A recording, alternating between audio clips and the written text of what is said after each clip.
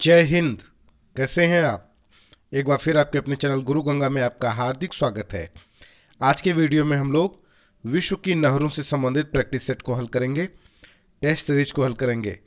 इससे संबंधित प्रश्न TGT, PGT, UGC net, UPSC, UP triple SC, UPPSC, BPSC, RRB, इसके अलावा अन्य बहुत सारी प्रतियोगी परीक्षाओं में पूछे जाते हैं। तो ये बड़ा इंपॉर्टेंट टॉपिक है, तो आप इसे अंत तक जरूर देखेंगे। तो चलिए शुरू करें आज की इंपॉर्टेंट कक्षा। तो पहला प्रश्न देखते हैं। पहला प्रश्न है, पनामा नहर किन दो महासागरों को जोड़ती है? पनामा नहर का नाम आपने सुना होगा। आपको बताना है कि ये किन दो महासागरों को जोड़ती है। ए अरब सागर एवं हिंद महासागर, बी प्रशांत महासागर एवं अटलांटिक महासागर, सी भूमध्य सागर एवं लाल सागर, डी भूमध्य सागर एवं अटलांटिक महासागर। तो बताएं। जी हाँ, प्रशांत महासागर एवं अटलांटिक महासागर बिल्कुल सही है। पनामा नहर व्यापारिक दृष्टि से सुएज नहर की अपेक्षा कम महत्वपूर्ण है क्योंकि ए पनामा नहर समतल भूमि पर नहीं है, बी पनामा नहर लंबाई में छोटी है, सी घने आबाद देशों का व्यापार पनामा नहर के द्वारा नहीं होता है, डी पनामा नहर में जलपाश यानी लॉक्स बने हैं। आपको बताना है कि पनामा नहर व्यापारिक दृष्टि से सुएज नहर की अपेक्षा कम महत्वपूर्ण है क्यों। तो बताइए। जी हाँ, क्योंकि घने आबाद देशों का व्यापार पनामा नहर के द्वारा नहीं होता है, इसीलिए वह कम महत्वपूर्ण है। चलिए तीसरा प्रश्न देखते हैं। पनामा नहर के संदर्भ में निम्नलिखित में से कौन सा कथन सही नहीं है? ए यह मार्ग पहले एक डेल्टा के रूप में था, बी इस मार्ग की लंबाई 64.8 किलोमीटर है, सी यह नहर अटलांटिक महासागर व प्रशांत महासागर को मिलाती है, डी संसार का 25% व्यापार इस नहर के द्वारा होता है। तो आपको ये बताना है कि इसमें से कौन सा कथन सही नहीं है। तो बताइए। जी हाँ, देखिए इस मार्ग की लंबाई 64.8 किलोमीटर है, बिल्कुल सही है। यह नहर अटलांटिक महासागर प्रशांत महासागर को जोड़ती है, मिलाती है, भी सही है। संसार का 25% व्यापार इस नहर के माध्यम से ही होता है, यह भी बिल्कुल सही है, बहुत इंपॉर्टेंट है ये, ठीक ना। यह भी बिल्कुल इंपॉर्टेंट है। लेकिन यह सही नहीं है कि यह मार्ग पहले एक डेल्टा के रूप में था, इसलिए यही इस प्रश्न का सही उत्तर है, 3 का ए। आगे देखिए। पनामा नहर के उत्तरी सिरे पर कौन सा पत्तन स्थित है? ए पनामा, बी कोलोन, सी मिराफ्लोरेस, डी गाटुन। जी हाँ, कोलोन बिल्कुल सही उत्तर है। पनामा नहर के दक्षिणी सिरे पर स्थित पत्तन है। ए पनामा, बी गाटुन, सी पोर्ट सईद, डी कोलोन। तो बताएं। पनामा बिल्कुल ठीक है। विश्व की सबसे बड़ी जहाजरानी नहर है। ए सू नहर, बी स्वेज नहर, सी कील नहर, डी पनामा नहर। बहुत इंपॉर्टेंट है ये प्रश्न, आप ध्यान से देखेंगे, ये कई बार आया हुआ है। विश्व की सबसे बड़ी जहाजरानी नहर है स्वेज नहर, बिल्कुल ठीक है। आगे चलें। स्वेज नहर जोड़ती है, देखिए पनामा और स्वेज पे बहुत सारे प्रश्न बनते हैं, तो इससे संबंधित जितने भी प्रश्न बन सकते हैं वो हमने इसमें प्रैक्टिस सेट में जोड़ा हुआ है, तो आप इसे ध्यान से देखेंगे। छोटा सा ही वीडियो है, पर एक दो बार आप जब अभ्यास कर लेंगे तो ये चीज़ें आपको पूरी तरह से समझ में आ जाएंगी, याद हो जाएंगी। इसके जो भी प्रश्न आएंगे तो आप उसे आसानी से कर पाएंगे, ठीक है। तो चलिए बताइए। स्वेज नहर जोड़ती है, ए भूमध्य सागर को लाल सागर से, बी भूमध्य सागर को हिंद सागर से, सी लाल सागर को हिंद महासागर से, डी भूमध्य सागर को कैस्पियन सागर से। आपको बताना है स्वेज नहर किसको जोड़ती है। जी हाँ, भूमध्य सागर को लाल सागर से जोड़ती है स्वेज नहर, बिल्कुल ठीक है। स्वेज नहर के उत्तरी सिरे पर कौन सा पत्तन स्थित है? ए पोर्ट फौद, बी पोर्ट सईद, सी स्वेज, डी कोलोन। बताएं। उत्तरी सिरे पर है पोर्ट सईद, पोर्ट सईद, ठीक है। स्वेज नहर के दक्षिणी सिरे पर कौन सा पत्तन स्थित है? ए स्वेज, बी इस्माइलिया, सी पोर्ट सईद, डी पोर्ट तौफीक। तो पोर्ट सईद तो उत्तरी सिरे पर हो गया, तो यह तो हो ही नहीं सकता है ना, यह सही उत्तर तो हो ही नहीं सकता। बाकी में से जी हाँ, स्वेज, स्वेज नहर के दक्षिणी सिरे पर स्वेज पत्तन स्थित है, बिल्कुल सही उत्तर है। स्वेज नहर में झालों का पूर्ण अभाव पाया जाता है क्योंकि स्वेज नहर के उपयोग के लिए कोई शुल्क नहीं लिया जाता है। बी झालों के कारण जलयान का प्रवाह प्रभावित होता है। सी नहर के दोनों किनारों एवं समुद्र तल के जल स्तर में समानता पाई जाती है।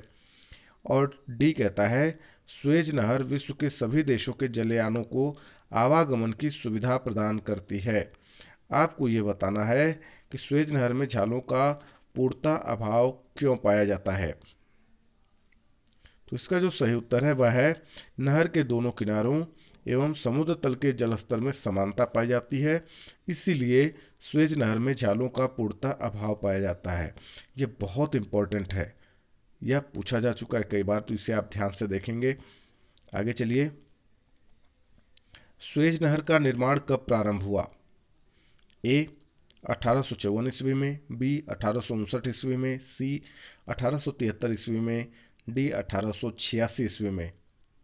तो बताइए स्वेज नहर का निर्माण कब प्रारंभ हुआ? 1854, बिल्कुल सही है।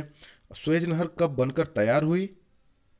ए 1848 ईस्वी, बी 1869 ईस्वी, सी 1871 ईस्वी, डी 1890 ईस्वी।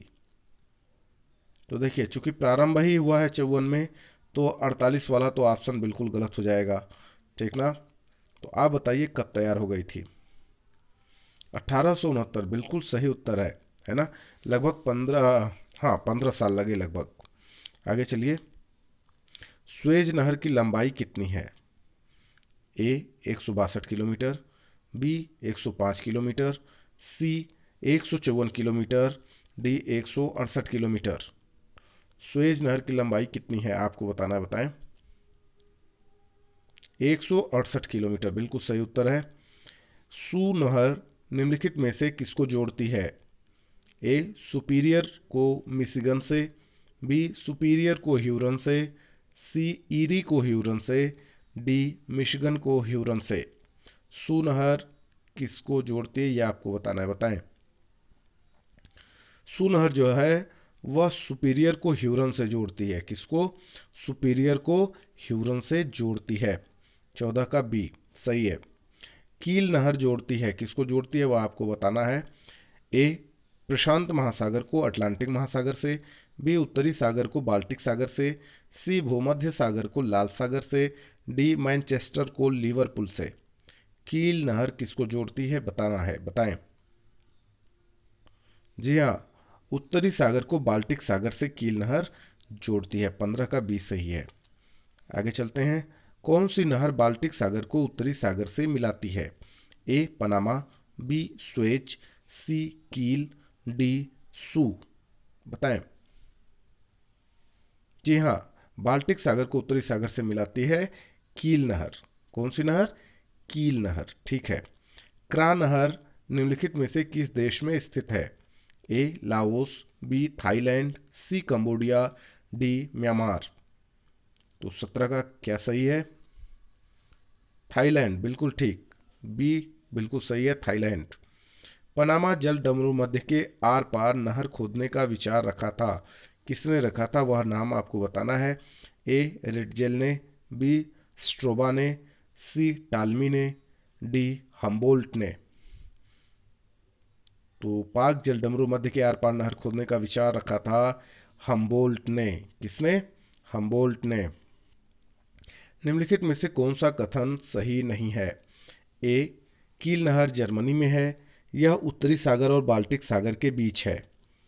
बी पनामा नहर पनामा में है, यह कैरिबियन सागर और प्रशांत महासागर को जोड़ती है। सी स्वेज नहर मिस्र में है, यह लाल सागर एवं भूमध्य सागर को जोड़ती है। सू नहर स्वीडन में है, यह स्टॉकहोम तथा गोटेनबर्ग के बीच है। आपको ये बताना है कि इसमें से कौन सा कथन सही नहीं है।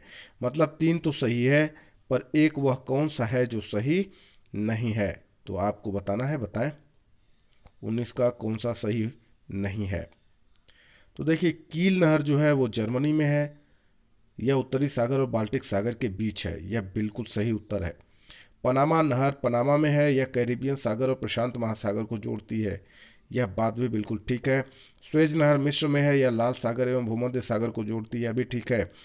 सू नहर स्वीडन में है, यह स्टॉकहोम गोटेनबर्ग का, ये गलत है, यह सही नहीं है। मतलब इस प्रश्न के लिए यही सही आंसर है, डी। आगे चलते हैं। स्वेज नहर के खुलते ही निम्नलिखित में से किसके बीच समुद्री यात्रा का मार्ग छोटा हो गया? ए लंदन से Cape of Good Hope, B London से पेरिस, सी लंदन से न्यूयॉर्क और डी लंदन से चेन्नई। आपको बताना है कि स्वेज नहर के खुलते ही निम्नलिखित में से किसके बीच समुद्री यात्रा का मार्ग छोटा हो गया है? तो लंदन से चेन्नई बिल्कुल सही उत्तर है, लंदन से चेन्नई, ठीक ना। तो इस तरह से यह वीडियो पूरा हुआ।